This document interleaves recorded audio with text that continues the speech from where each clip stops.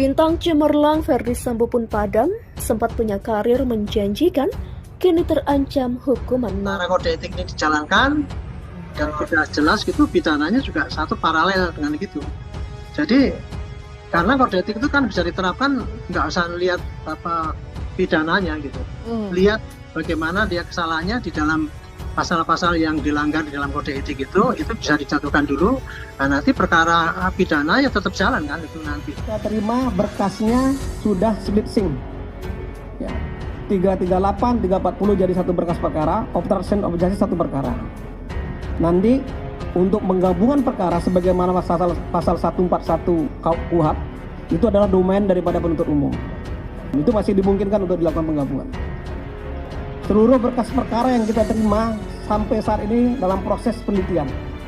Dan penyidik dan penuntut umum telah melakukan koordinasi secara efektif dan intensif. Mudah-mudahan tidak ada pengembalian berkas lagi. Bangsa ini banyak begitu.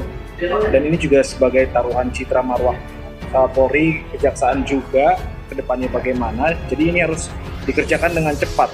Ini hanya sekedar pelimpahan untuk pemuasan publik atau memang pro justisia yang sudah lengkap begitu sampai sudah dikembalikan 2 kali. Menarik. Kalau memang dia sudah mengecewakan institusinya, yang mempermalukan institusinya, kemudian telah diputus kode etik dengan tidak hormat, kemudian banding, di mana moralnya?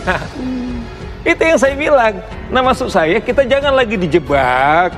Ya. Bayangkan hampir semua lembaga, kemudian terseret, ada 98 orang sekarang, kemudian terancam baca nasibnya.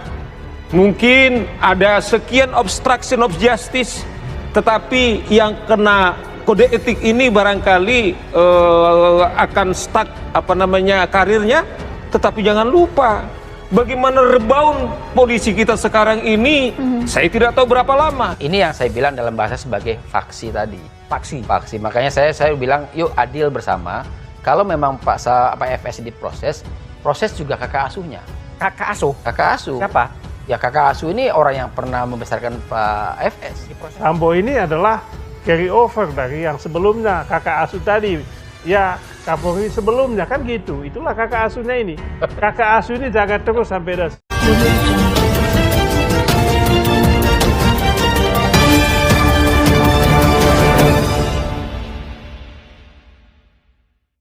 Bintang cemerlang Irjen Ferdy Sambo kini telah padam. Sempat digadang jadi calon Kapolri masa depan, Ferdy Sambo kini dipecat dan bahkan berada dalam ancaman hukuman mati setelah tersandung kasus pembunuhan anak buahnya sendiri, Brigadir J. Karir Jenderal Bintang 2 itu di Korps Bayangkara benar-benar tamat. Ferdy Sambo sebelumnya sempat mengajukan banding melalui Komisi Kode Etik Polri atau KKEP setelah tak terima atas pemecatan dirinya. Namun sidang KKEP menolak bandingnya. Mantan Kepala Divisi Profesi dan Pengamanan atau Kadif Propam Polri tersebut resmi diberhentikan secara tidak hormat. Ferdy Sambo sedianya mengukir karir moncer selama berkiprah hampir 3 dekade di kepolisian. Dia bahkan disebut-sebut sebagai Jenderal Bintang 2 termuda. Pria kelahiran Baru, Sulawesi Selatan, 19 Februari 1973 itu merupakan lulusan Akademi Kepolisian atau Akpol tahun 1994. Sambo berpengalaman di bidang reserse. Tahun 2010 dia menjabat sebagai Kepala Satuan Reserse Kriminal atau Kasat Reskrim Polres Jakarta Barat. Karirnya terus menanjak hingga tahun 2012 ditunjuk sebagai Kapolres Purbalingga. Setahun setelahnya dia menjabat sebagai Kapolres Brebes. Kian melesat pada 2015 Sambo menjabat sebagai Wakil Direktur Reserse Kriminal Umum atau Wadireskrimum Polda Metro Jaya. Dia juga sempat dipercaya menjadi Kepala Subdirektorat 4, lalu Kasubdit 3, Direktorat Tindak Pidana Umum atau Dirtipidum Barreskrim Polri pada 2016. Lalu 16 November 2020, Sambo mulai menjabat sebagai Kepala Divisi Propam Polri. Siapa sangka ini merupakan jabatan terakhirnya sebelum didepak dari Polri. Sepanjang karirnya, Sambo pernah terlibat dalam pengungkapan sederet kasus besar seperti bom Sarinah Tamrin 2016, kasus kopi mengandung sianida 2016, kasus surat palsu tersangka Joko Chandra 2018, hingga kebakaran gedung Kejaksaan Agung RI 2020. Kasus Brigadir J. Kasus kematian Nofriansyah Yosua Huta Barat atau Brigadir J menjadi awal mula runtuhnya karir Sambo di institusi Bayangkara. Kasus ini pertama kali terungkap pada 11 Juli 2022. Narasi yang beredar di awal, Brigadir J tewas setelah terlibat baku tembak dengan Richard Eliezer atau Barada E di rumah dinas Sambo di kawasan Duren 3, Jakarta Selatan, Jumat 8 Juli 2022. Mulanya disebutkan bahwa peristiwa itu berawal dari dugaan pelecehan Brigadir J terhadap istri Sambo, Putri Chandrawati.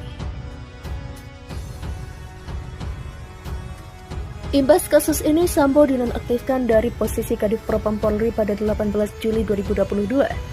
Selang 2 minggu, tepatnya 4 Agustus 2022, dia resmi dicopot dari jabatannya. Bersama dengan 9 anggota kepolisian lainnya, Sambo dimutasi sebagai perwira tinggi atau Pati Pelayanan Markas atau Yanma Polri. Seluruhnya diduga melanggar kode etik karena tidak profesional dalam menangani kasus kematian Brigadir J. Kuasa hukum keluarga Ferdi Sambo, Arman Hanis, buka suara terkait hasil sidang Komisi Etik terkait permohonan banding yang diajukan oleh mantan Kadif Propam Polri itu.